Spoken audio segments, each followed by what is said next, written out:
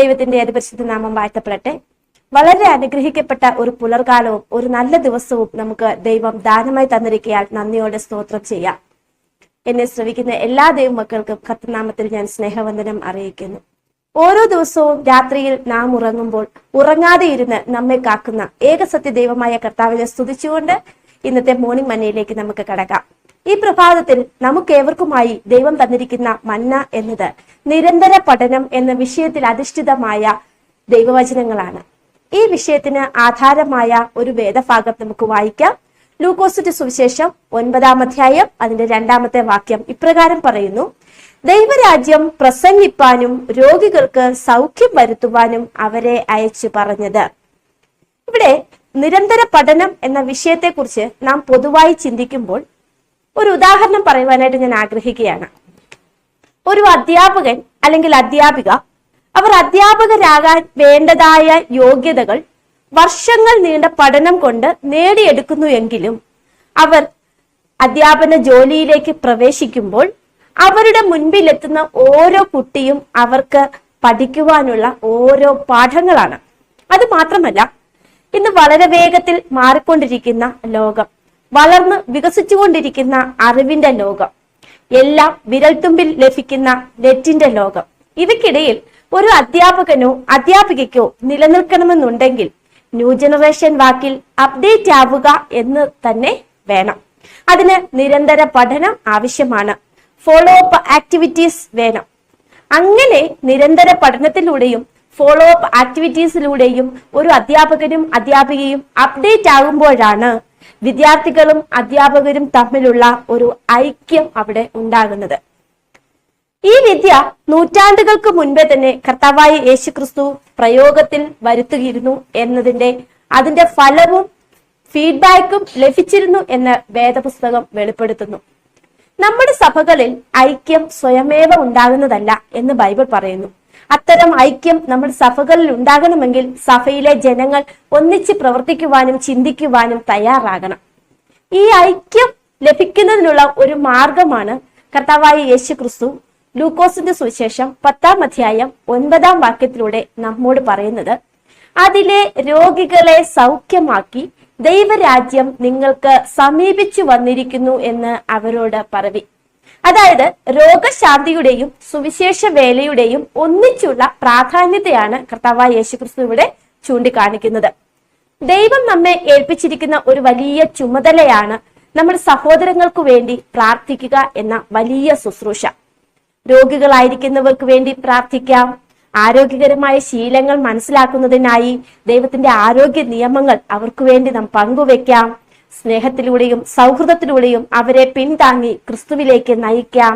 ഈ വകയെല്ലാം നാം ചെയ്യുമ്പോൾ നാം നമ്മുടെ പകുതി ഭാഗം ചുമതല നിർവഹിച്ചു കഴിഞ്ഞു. പിന്നെയും നാം അവരെ നിരന്തരമായി സ്നേഹാന്വേഷണങ്ങൾ നടത്തുകയും ദൈവരാജ്യം വന്നു ചേരുന്നതിന്റെ സന്തോഷവും പ്രാധാന്യവും പങ്കുവെക്കണം.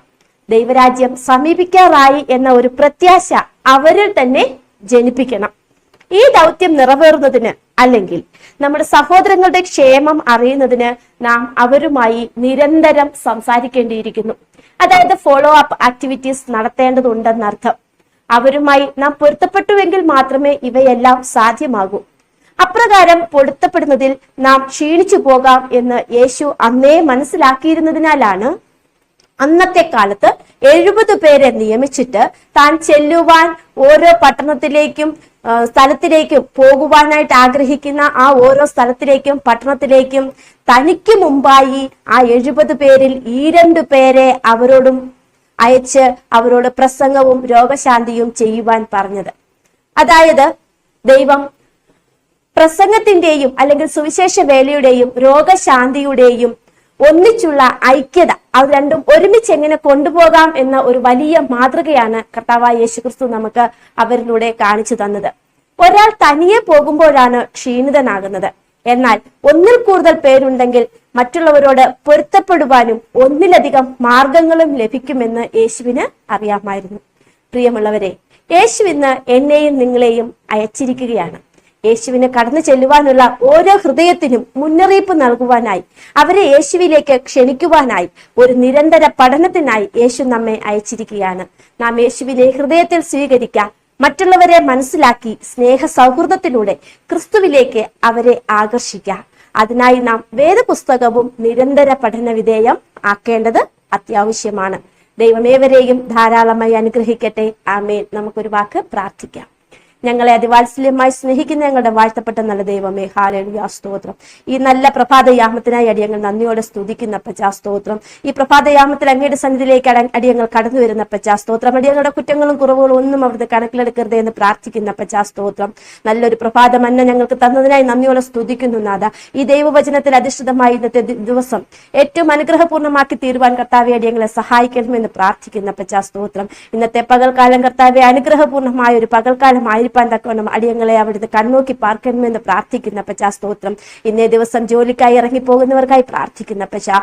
ഹല്ലേലൂയ. പലവിധ ആവശ്യങ്ങൾക്കായി അവരവരുടെ ആവശ്യങ്ങൾക്കായി ഒക്കെ ഇറങ്ങി പോകുന്ന ദൈവമക്കളെ ഓർത്ത് പ്രാർത്ഥിക്കുന്ന പച്ചാ. അവരുടെ കൂടെ ഇരിക്കണമെന്ന് പ്രാർത്ഥിക്കുന്ന പച്ചാ. ഇന്നത്തെ ദിവസം രോഗത്താൽ പ്രയാസപ്പെടുന്നവർക്കായി പ്രാർത്ഥിക്കുന്ന പച്ച. പലവിധ ഭാരത്താൽ കർത്താവെ മാനസിക പിരിമുറുക്കത്താൽ പ്രയാസപ്പെടുന്നവർക്കായി പ്രാർത്ഥിക്കുന്നു. അവിടുത്തെ വചനം അയച്ച് അവരെ ആശ്വസിപ്പിക്കുകയും സൗഖ്യം നൽകുകയും ചെയ്യണമെന്ന് പ്രാർത്ഥിക്കുന്ന പച്ച സ്തോത്രം. ഈ പ്രഭാതമല്ല ഭക്ഷിച്ചു കർത്താവെ സ്തോത്രം. അടിയങ്ങൾ അനുഗ്രഹിക്കപ്പെട്ട ഒരു ജീവിതം ജീവിക്കുവാൻ തക്കവണ്ണം നല്ലൊരു പകൽക്കാലം അടിയങ്ങൾക്ക് തരുവാൻ തക്കവണ്ണം അവർക്ക് സഹായിക്കണമെന്ന് പ്രാർത്ഥിക്കുന്നു. ഈ പകൽക്കാലത്തിൽ കർത്താവെ അങ്ങയെ രുചിച്ചെറിഞ്ഞ് കർത്താവെ മുന്നോട്ട് പോകുവാൻ തക്കവണ്ണം അടിയങ്ങളെ സഹായിക്കണമെന്ന് പ്രാർത്ഥിക്കുന്നു. വരവിനായി അടിയങ്ങളെ ഒരുക്കണമെന്ന് യാചിക്കുന്നു. സർവവും ഞങ്ങൾക്ക് ജീവൻ വെടിഞ്ഞ് യേശു ക്രിസ്തുവിന്റെ വിലയേറിയ നാമത്തിൽ തന്നെ ആമേൻ. എല്ലാവർക്കും ഒരു നല്ല ദിവസം നേരുന്നു.